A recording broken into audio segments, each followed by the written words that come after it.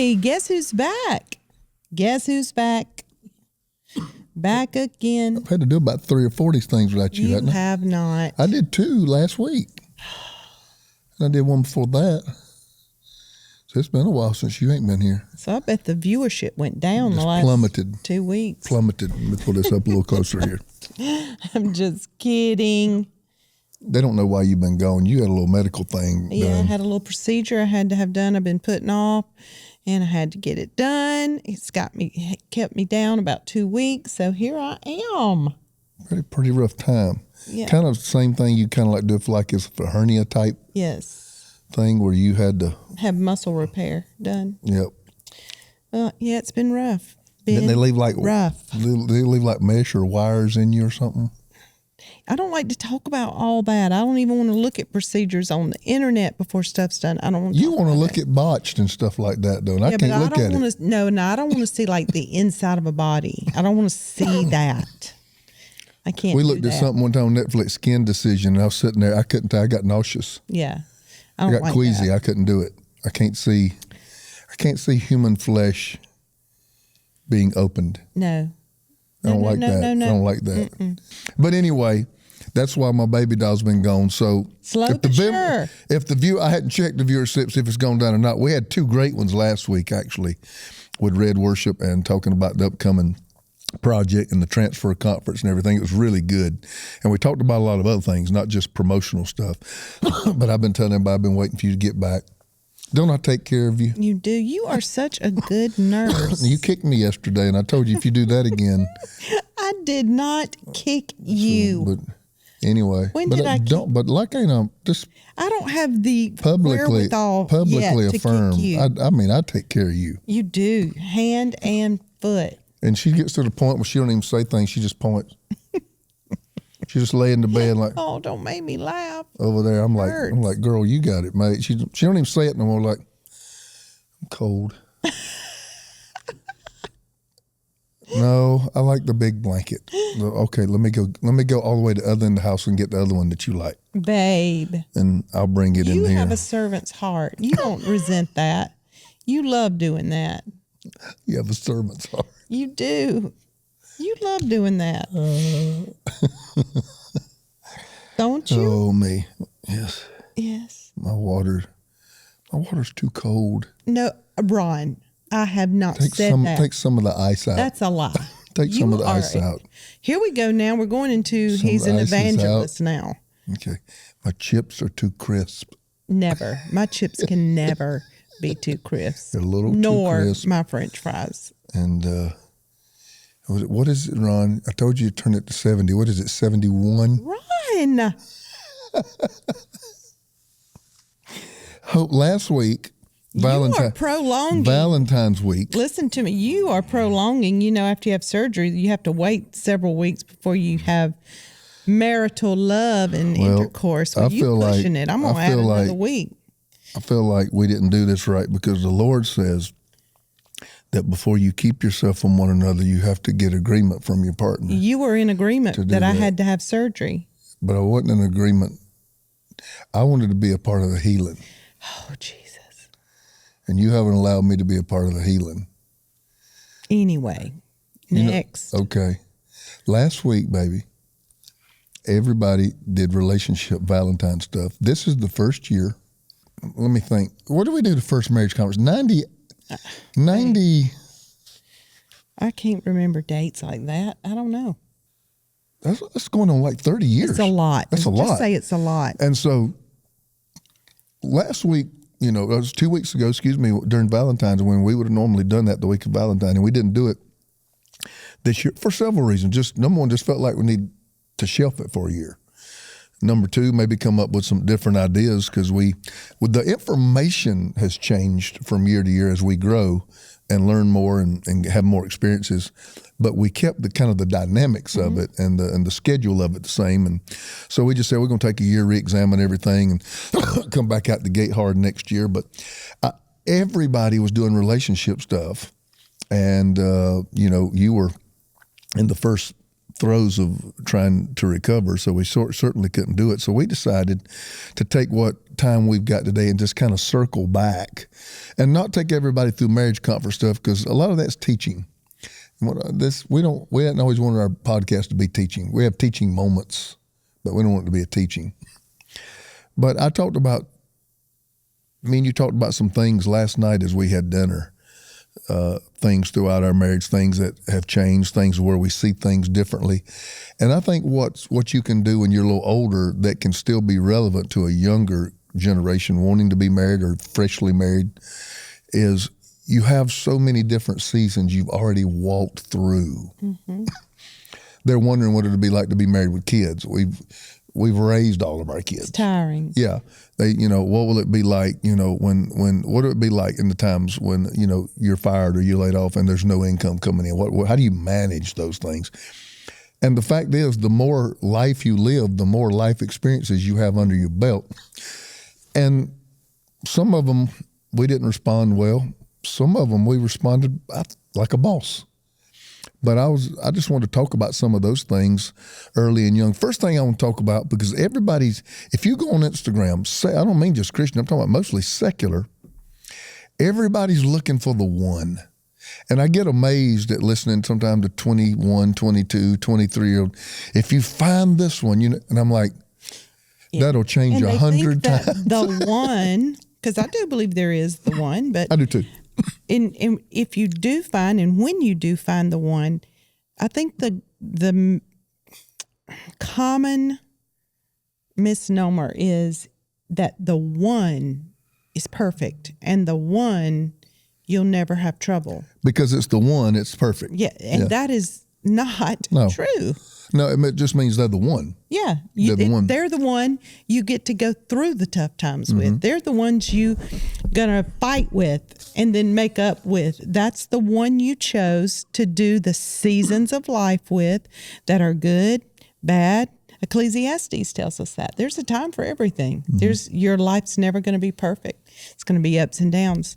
But you choose the one person that you go through it all with. What was college hope looking for in a husband? I will readily admit our generation got married earlier. We did. Our mothers and fathers' generations, they get married like out of high school. Mm-hmm. We got married right out of college. I mean, immediately after college, as in days. But we dated all through college from your freshman year on, my sophomore year on. And, go back, you were very free-spirited. You were, I told people, I said, you're the most attractive person I've ever dated. I don't say it because you're sitting here. You've seen the pictures of everybody I've ever dated.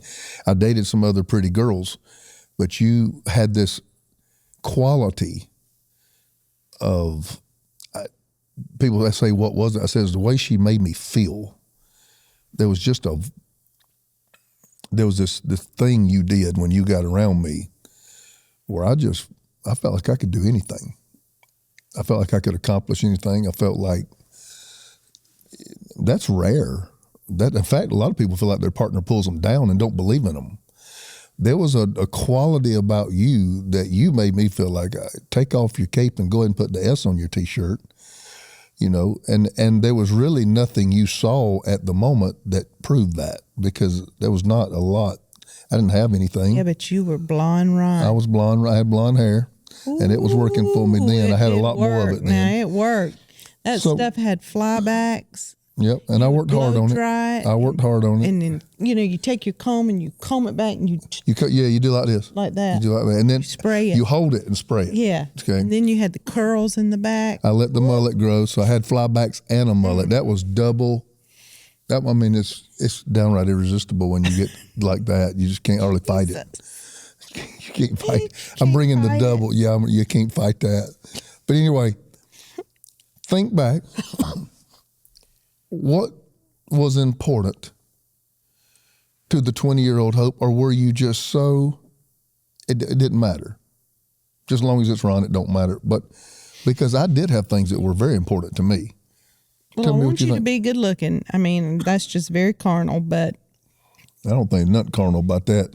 I don't think nobody's going to get in front of a microphone and say, I really want to marry somebody ugly.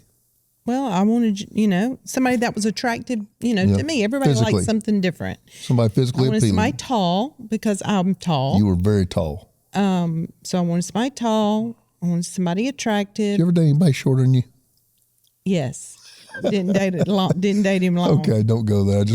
I'd never ask you that. Yes. Because she could put on heels and look. I'm 6'2". She could put on heels and look me straight in the eyes. Yes. She was tall. So anyway, good looking, tall, Christian. I wanted somebody on the same page as me who loved Jesus. Hard to find. Yeah. Hard to find.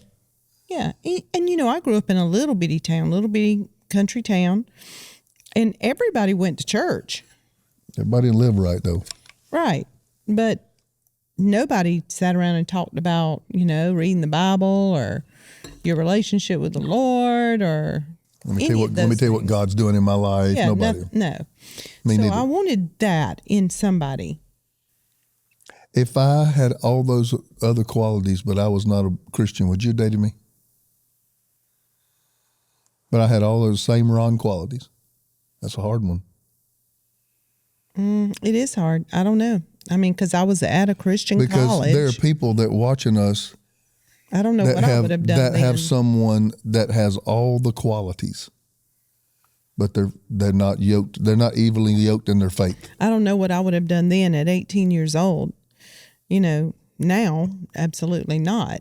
And I would counsel anybody who loves the Lord and who really wants to live right and who wants to, pursue the purpose of God for their life. You cannot do that when you are unequally yoked. I was wondering, like the girl who's like, I found him, he's physically appealing and he treats me with great kindness. He treats me with respect. He's gentle. He's a good provider. He's really but he's not a Christian. And I've had people come up and ask me that before, and it almost like, man, these guys, the one I got, these guys are rare. Mm-hmm. But he's got this one quality. Right. But then Christian, you got to think outside of just the here and now. You got to think about your future. Okay, one day you're going to have kids. How are you going to raise your kids? How are you going to raise them? He's not going to put them to bed and pray with them. And that's when he's not going to plead the blood. That's when they're not good looking no more when you're fighting over that. Right. Yeah. I told him, if you're not compatible, the law of attraction will die out. Yeah, it does. The law of you get unattractive real quick if you're not compatible. What were you looking for at 18, 19? Now, I think I was a little bit different than you. I remember, now you can correct me. I don't know what was going on in your head all the time. You were, to me, free-spirited, found your one and threw caution to the wind and was really kind of bucking the whole world. Your mom and daddy didn't want you with me. And almost like the more they would clamp down, the harder you'd fall. And it was one of those type stories. And and I think that was an attractive thing. I'm like, man, this girl is just full of life. I mean, and so you had all those qualities that were extremely appealing to me. But I think I was entering that stage probably a little different. When we first started dating, I was just as attracted to you as you was me, but I was much slower. I was guarded because I had gotten to Christian college the year before. I had never dated a Christian girl in my life. So I got saved, and I got radically saved. And I'm like, okay. These girls are going to be different. I'm going to date a good girl, okay?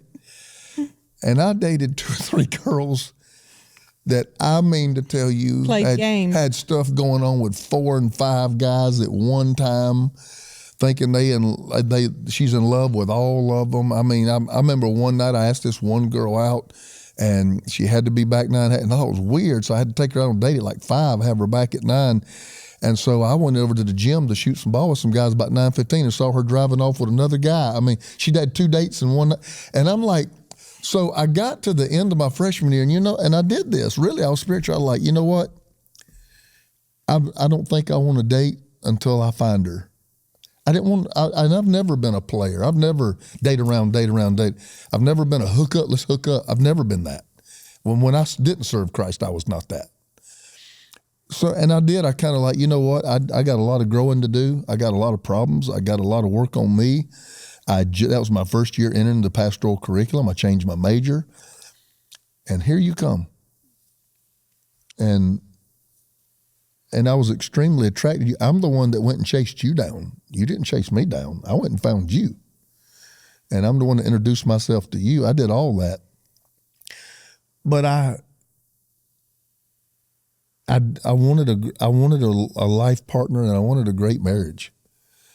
And I didn't want to make a bad decision. And so, I don't know, I think I might have made you jump through a few more hoops than you made me jump through. And it might not have seemed that slow, but what took you a couple of days probably took me a couple of weeks. Jump through hoops. What's some of the hoops? You had to see my feet. Yeah. I had to see you in a bathing suit. Right. You remember that? Yes. I had to see you in a bathing suit. You know why? I wanted a beautiful woman. I don't mind telling. I'll look right in the camera and tell them I wanted a beautiful woman. And you were beautiful. Thing you said you saw was my feet. I saw red toes sticking up in white hose. And I thought them was the cutest feet I've ever seen in my life. And, but I wanted somebody that loved Jesus. I wanted somebody that didn't play games. Because I had really had, they didn't like do me wrong because I wasn't steady with them, but they're just, it was a lot going on. Yeah. And I'm like, man, I don't want that. And I wanted somebody that wanted to be in ministry. And I think that was the biggest hoop because I lived in that house and I knew what it took. Mm-hmm. Let me put it this way. I don't want to start crying. No, I'm getting emotional. I also I knew what it took and I knew what it took away. Mm-hmm. And so, I knew I was going into a life that I fought God on myself and I didn't even want to go into. And whoever I drag into this thing with me is going to have to be special. You got to be able to get backstabbed 1,000 times and still love. You got to cry 1,000 tears and still smile. You got to go sit in the midst of people who have talked terrible about you and they don't know you know it. I mean, you got to stand on the stage and encourage people while you're totally discouraged yourself. I knew that. Mm-hmm. You didn't come from that. I'd come from that. And I think I wanted to, she's beautiful, she's everything, but can she do that? And I think that's why maybe I was a little slow. If you call waiting a few weeks slow, that's all it was weeks. Because after a while, I threw caution to the wind too. And I'm like, I went home and told Mom and Daddy, I said, I freaking love this girl. What at 56 do you look for now? And is it different than 18? I don't think I look for anything. You mean if I was single? Yeah, I mean, what's important to you about me now? Oh, important about the same thing. That you've lived a whole lot of life now. That you've raised kids with. I love that you take care of yourself physically. I love that you're not a Oompa Loompa. What about dad bods? Couldn't do it. Baby. And I'm so grateful that you go to the gym. Are you trying to be funny right now? No, I am for reals. I'm grateful that you take care of your body. I'm so grateful. And I think this is just a godly character, that you're kind and that you're gentle. I love that. That brings me great peace.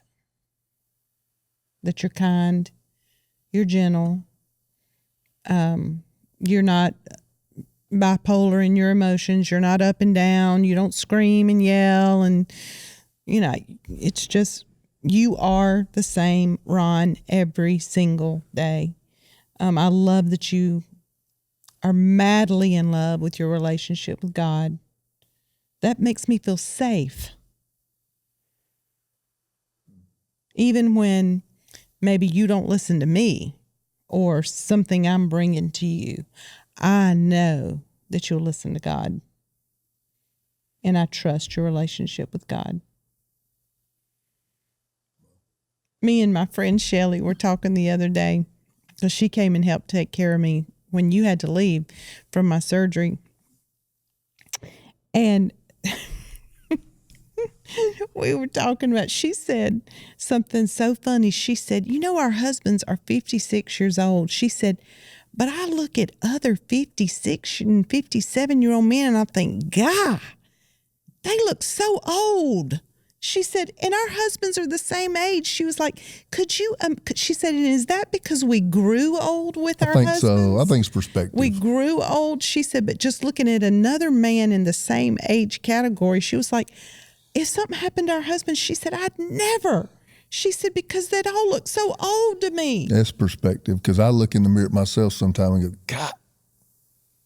I do. I'd look at it and say, man, Ron, you have aged. I told you, I said, I feel like I've aged more from 50 to 56 than I did the whole first 50 years put together. I've had to have stuff repaired, stuff worked on. I went 50-something years and my body's never been cut. I've never had a surgery or anything. And I've had like 3, and I'm sitting there now wondering what's going on with my right hand, so I think for me, let me tell you what's important for me to be to you. I want you said the word safe. I want you to never, I can't imagine the woman who wonders what's he going to be like when he comes home. Or me and the kids going to have to go get in the room and shut the door. And they live like that every day. Yeah, it's scary. Is he going to be faithful to me? Is there a possibility someone else could catch his eye? Is he going to quit his job again? You getting up every morning and say, with Ron Carpenter, I will never have to worry about this and this and this and that. That is important to me. I don't want it to be anywhere on your mind. And it's not anywhere. I'm not going to come home drunk and putting my head through a wall and flipping chairs over and cussing everybody. It's never going to happen. In Jesus' mighty name, it's never going to happen. And I'm very, very devoted to my commitments to you and our vows and everything. And so the fact when you look at me and say that makes me feel safe, I think that's probably one of my greatest endeavors is I don't want there to ever be anything in you that wonders what is Ron going to do. Mm-hmm. Uncertainty or a level of distrust toward me in a certain area. And I do. It is something that I'm intentional about. I don't want you to ever worry about where I'm at. If you call and I don't answer the phone, I don't even want something to come anywhere in the back of your mind. You know why? Because I know where you are at all times. And you know where I am right here. We share our locations. Look, let me tell you something. And we just talked to a couple 3 weeks ago before your operation who both of them turn off their locations and won't let their husbands know. Listen here. That is proof. That's red flag like this. Yes. I mean, that ain't a little red flag. That's like wave. I share my location. You share your location. Just it's on there all the time. Because I want you to always know where I am, what I'm doing. If something goes wrong, I'm coming to get you. Right. But what me and you are talking about is common sense. I'm going to tell you, those are real hurdles in young marriage. Yeah, yes. Those are real. And I'm like, why wouldn't you? Turn the dang locator on so she knows where you are. Right. What are you? Okay. Well, then where are you going that you don't want her to know about? Right. This is not hard. Next thing is what I was looking for you then and what I'm looking for you now, it has not changed much. Me either. It has not changed much. I was not at 18 looking for you to have any money. We didn't care. We did not care about that, did we? A lot of people date today. They're like, "Well, I'm not dating a man unless he makes X amount of money." What's this Instagram thing I saw? That's this thing where this guy does a podcast and he's got 6 or 7 girls in there all the time. He was on there, and every one of them, they were like 5 of the 7 said, well, if he's not a millionaire, I'm not marrying him. A millionaire. Do you know the percentage of millionaires in America?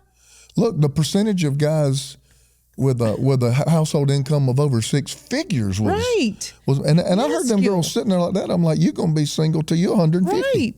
Right. Money had there was not even a checklist for money. I don't remember us ever having a discussion about it.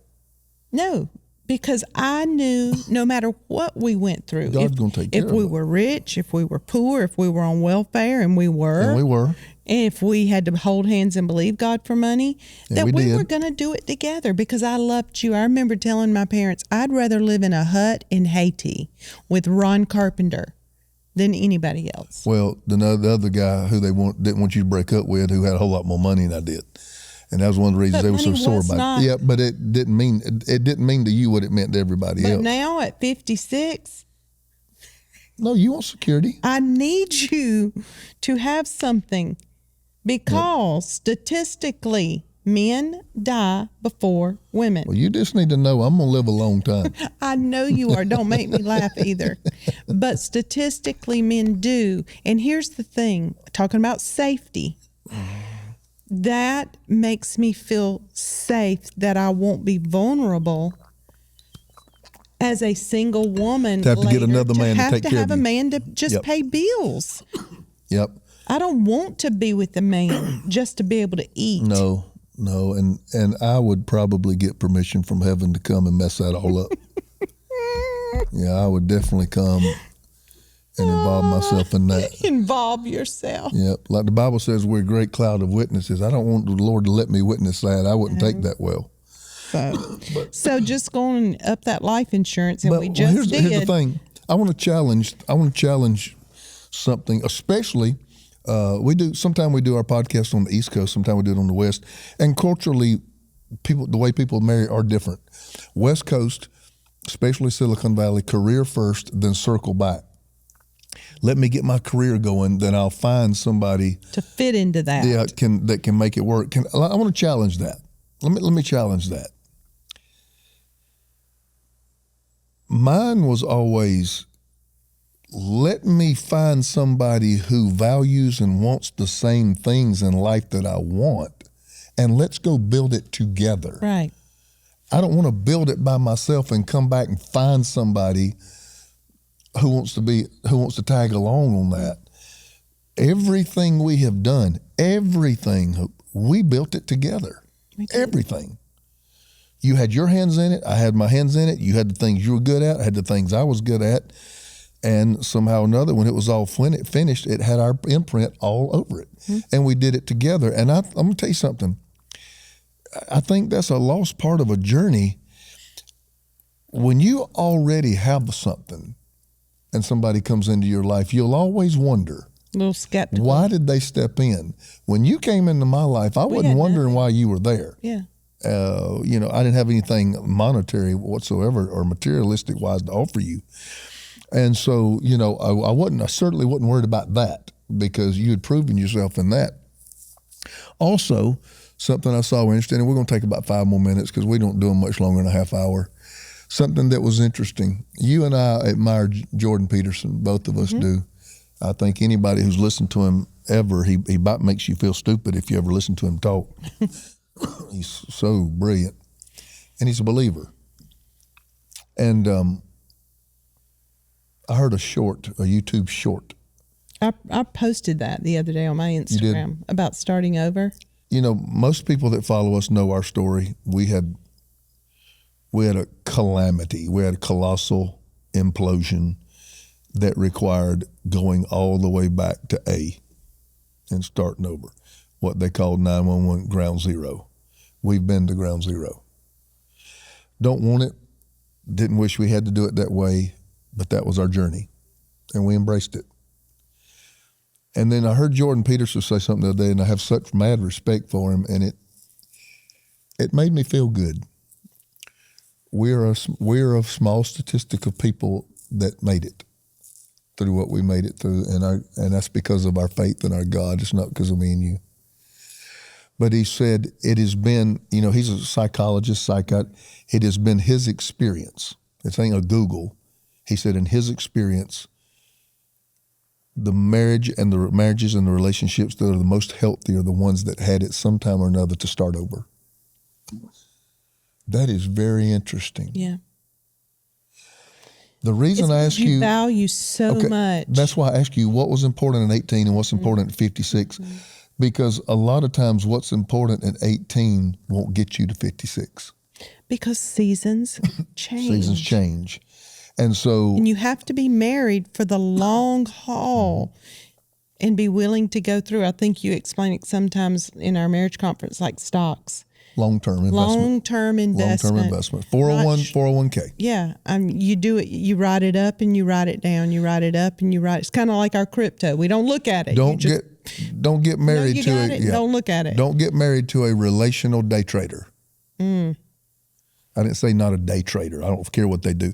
A relational day trader is someone that cannot manage the up and downs. You just don't throw your hands up when it's hard. The first time they look at them and they're unattractive, they just get out. They want out. I'm not in love with you anymore. I don't feel anything, and they walk away. The fact is, you always look at marriage as a 401k. Stocks are up, stocks are down, and they're going to rise and they're going to fall. But after 50, 60 years, it was up a lot more than it's down, and look what we have now. And that's what a lot of people look at. They look at somebody been married 50, 60 years, and they desire what they have. Say, man, I hope I can have something like that. Well, do you know how many times if somebody's been married 55 years, they've said, I'm sorry? Oh, yeah, that you've had to forgive, that you've had to forget. To apologize. Yes. To admit you were wrong. Yeah. To humble yourself. To bite your tongue. I mean, all the things that you have to do, and the hundreds of times that you will do it. But at the end, I will tell you, it's worth it. I do believe, and I'm not saying this because I'm sitting here on a podcast with you, I've never enjoyed life more with you, ever, at any point than I do right now. Same. And we've had some good times. Yeah. Had some awful times. It breaks my heart. There's a lot of relationships, a lot of marriages that are just miserable inside of marriages. It does hurt our heart. It does hurt my heart. And you know what? It doesn't have to be that way. It really takes a lot of humility to give up your right to be right, and I'm going to win, and this is the way it's. Listen, we'll end with this. We have some friends in Texas, Ed and Lisa Young, and they did a marriage series last weekend at their church, 2 weekends ago at their church, and they had a ping pong table up on the stage. He said, me and Lisa love to play ping pong. He said, but we're going to use it as an analogy. He said, marriage in like ping pong, the goal is to keep the rally going. The goal is to keep the ball going back and forth, back and forth. He said the goal is to keep serving the ball. He said, in any time you get arrogant and try to win, he said that's a marriage buster. He said it's like ping pong. He said the goal in marriage, ping pong in marriage, is not to win. It's to keep the rally going. It was so good. It is good. It is good. But if I was playing you in ping pong, I would want to crush you.